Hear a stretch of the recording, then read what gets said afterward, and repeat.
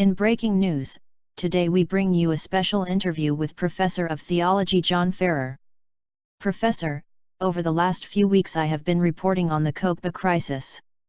I have noticed that distinct patterns are emerging. For example, the date of the 9th of Av seems to be a date with destiny for the Jews. Can you offer me any insights on that? Yes, the 9th of Av is a day of disaster for the Jews. Did you know that the Second Temple was also destroyed by the Romans on the 9th of Av in AD 70? No, I was not aware of that fact. Yes, not only that, but Solomon's temple was also destroyed by the Babylonian king Nebuchadnezzar on the 9th of Av in BC 586. Remarkable. That cannot be a coincidence. You are correct. It is not a coincidence.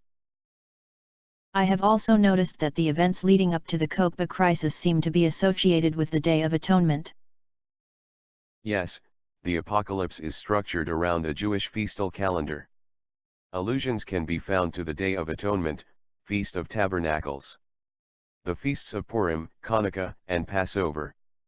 The trumpets are structured around the Day of Atonement, and the seals are structured around Passover. Does that have implications for the way the apocalypse is interpreted? Yes, of course, the milieu is purely Jewish. Theologians use the German term Sitz im Leben, literally the situation in life or the context. The first Christians were Jews. At that time Jewish Christians formed a sect within Judaism. So are you saying that the apocalypse was written early? Before the destruction of the temple in AD 70? That it was written to Jewish Christians and that many of them still attended the synagogue? Yes, at that early period Christianity and Judaism had not yet parted ways. Christianity was not a separate religion. Professor, you mentioned that the seals are associated with Passover. Why is that significant? Yes, the seals are related to the Passover. John sees a slain lamb. The slain lamb is the resurrected Christ. Therefore the vision begins at Passover. At the point where the lamb was slaughtered and then resurrected? Exactly. The text says, "Because you were slain, and with your blood you purchased men for God." The text obviously refers to the crucifixion-resurrection event. So the vision is retrospective. The seals look back to the cross. Most commentators say that the vision begins in AD 96 and only looks forwards. Yes, but that is patently ridiculous. Are we to believe that Jesus did not communicate with his church for 66 years? By then the first Christians, with the exception of John, were all dead. Professor, when you put it like that it does seem strange. During the most critical and turbulent period of Jewish history, Jesus said nothing to his church or to the nation. No warning, no encouragement. Very strange. Professor, can you explain the symbology of the seals? Certainly. The seals are quite obvious. The seals were given to reassure the church that everything was under divine control. Even the persecutions. The first seals can all be found in the book of Acts. Really? Are you saying that the first seals can be found in the book of Acts? Yes, the white horse is the victorious gospel. This period covers the persecution wrought by Saul and his conversion to Paul the Apostle to the Gentiles. The victory of the gospel and inclusion of the Gentiles was a disaster for the Jews. The red horse, killing with the sword and taking peace away from the earth, represents the death of James recorded in Acts 12. It specifically says in Acts that James was put to death with the sword. The James you refer to was John's brother? And what is the significance of the red coloring of the horse? Yes, in his vision John recounts the death of his own brother. We can date this precisely to the spring of AD 44. He was murdered by Herod Agrippa. The significance of the color red is because the color is first associated with Edom in the Septuagint Bible. The Herods were all Edomites and they all persecuted the early church, hence the color red and the red dragon. The Herodian party was influential in the Sanhedrin. But why was James killed? James was killed because he publicly called the Herod dynasty murderers and adulterers. Professor, are you referring to the Epistle of James? Was that not written by the other James, James the Just, the brother of Jesus? Isn't that considered a late epistle? Yes, that is what many scholars assert, but they are wrong. James is one of the earliest epistles. Don't forget that the brothers James and John, the sons of Zebedee, were both originally disciples of John the Baptist. Of course, and John the Baptist was also beheaded for pointing out that a different Herod was committing adultery. Yes, and now James is killed by Herod Agrippa for pointing out the same thing. And James was executed at Passover like his Lord. That makes sense. But what then of the black horse, the famine? The famine is recorded in Acts 12. It was prophesied by Agabus, and occurred during the reign of Claudius from AD 45 to AD 47. During this period we also have a Passover riot where 10,000 Jews were slaughtered. Josephus tells us that this was instigated by a Roman soldier, who lifted his skirts in the temple courts and showed them his breech. In other words, he mooned them at Passover. Professor, what about the remaining seals? The pale horse is the next seal. It is an intensification of the previous seals. The rider is death. Josephus tells us that it was a particular time of banditry and of assassinations perpetrated by the Sicarii. Who were the Sicarii? They are zealots, what we would call fanatical terrorists. They stabbed Roman soldiers and Roman sympathizers in the streets. During this period both Josephus and Acts tell us that an Egyptian false prophet took many people on a wilderness exodus. This also occurred at Passover. What about the remaining seals? The remaining seals are not recorded in Acts because the historical record in Acts ends with the arrest of Paul. Who are the slain under the altar? The slain under the altar are faithful Christians. It is a reference to the Nero persecution in AD 65. The Apostle Peter wrote the following: "Your enemy the devil prowls around like a roaring lion looking for someone to devour." Nero threw Christians to the lions. This period also saw the start of the First Jewish War. Why did Nero single out the Christians for persecution? I think he was advised by his mistress Poppaea, who was a Jewish convert. The souls under the altar cry out. How long? They are told that they will have to wait.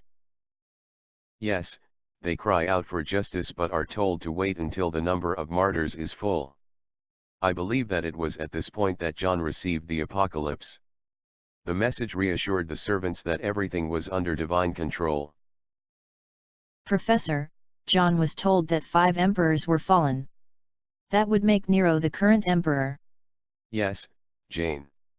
You are correct. The 6th emperor was Nero and his name adds up to 666. Also, a variant has the value of 616. Bar Kokhba, when used in the phrase "here the son of a star," also adds up to 666. And the variant 616 is the value of the derogative epithet "son of a lie." That is true. Both of these men are types. They are both patterns of the Antichrist. Professor, what of the 6th seal? The last one? The last seal describes the fall of Jerusalem and the fall of the last fortress at Masada. The fig tree is a symbol for Israel. Jesus cursed the fig tree in his last week. Professor, the prophecy that John uses comes from the book of Isaiah and mentions Edom. It is not about Israel. Jane, have you forgotten that the temple was built by the Edomite Herod the Great and that the Herod dynasty ruled as Roman client kings? But it says that every mountain and island was removed. The language is metaphorical and hyperbolic. The mountain was the Temple Mount. Jesus told his disciples, I tell you the truth, if you have faith and do not doubt, not only can you do what was done to the fig tree, but also you can say to this mountain, go, throw yourself into the sea, and it will be done. The Temple Mount was destroyed and the people were scattered in the Gentile sea. As for the island, it is an apt description of the Masada fortress which stood like an island in a sea of sand. Professor, if the seals start at the Passover crucifixion and end with the fall of Jerusalem and the fall of Masada, then the whole period spans 42 years. Yes, Jane, that is correct. Each seal covers a 7-year period, so 6 seals total 42 years. They started at Passover, and Josephus tells us that Masada fell the day after Passover. Professor, that is remarkable. The seals start with the Passover crucifixion and end 42 years later on the day after Passover. Remarkable. Yes, Jane, almost as if it was planned that way. Professor, aren't you advocating preterism? That the apocalypse was all fulfilled in the past? That it only has a message for Jews and Jewish Christians? Does it have any relevance for the Gentiles or for the future? Certainly not. It was not all fulfilled in the past. The kingdom of God has obviously not arrived yet. The apocalypse establishes repeat patterns. The Jews have not repented, therefore the pattern is bound to repeat. The prophetic clock stopped ticking when the Jews were removed from the land. And the clock has restarted now that they have returned. Professor, the intervening period is called the time of the Gentiles. Does the apocalypse not tell us anything about the intervening 2,000 years? Nothing about the Gentile church? Jane, you labor under the idea that the Gentile church somehow replaces the Jews. Theologians refer to that doctrine as suppressionism. Need I remind you that the Gentiles are a branch engrafted into the hope of Israel? You have the tail wagging the dog. The apocalypse is not global world history written in advance. It does not tell us about the French Revolution or the moon landings. The apocalypse has spiritual lessons that are valid for all ages and for all peoples. But in the first instance it is about God's purpose with the Jews. The inclusion of the Gentiles, foreseen by God, is a result of Jewish disobedience. In the end there will be a faithful remnant from all nations and from all ages, but they all reside in the hope of Israel, the Messiah. So, Professor, you are saying that the apocalypse has valid spiritual lessons for all ages and all peoples. But you maintain that it had a particular outworking for the Jewish nation and Jewish Christians in the 1st and 2nd centuries. You also suggest that similar patterns will repeat at the end. That would seem unlikely were it not for the unprecedented historic fact that the Jews have returned to their land after 2,000 years.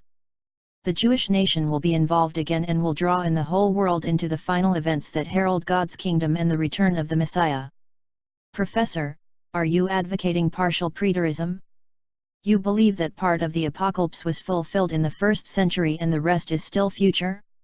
Jane, I would not label it as partial preterism. I have coined my own term, patternism. They are repeat patterns. Each pattern builds on the previous pattern until the whole picture emerges. Sorry Jane, I have to teach a class now. Let me leave you with a diagram that I usually hand out to my students.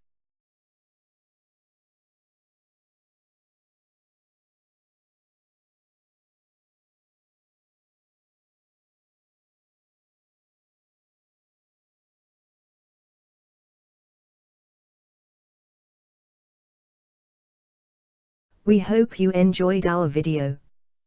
Watch out for more releases. Check out our commentary on the Apocalypse and Daniel. They can be found at www.biblaridion.info.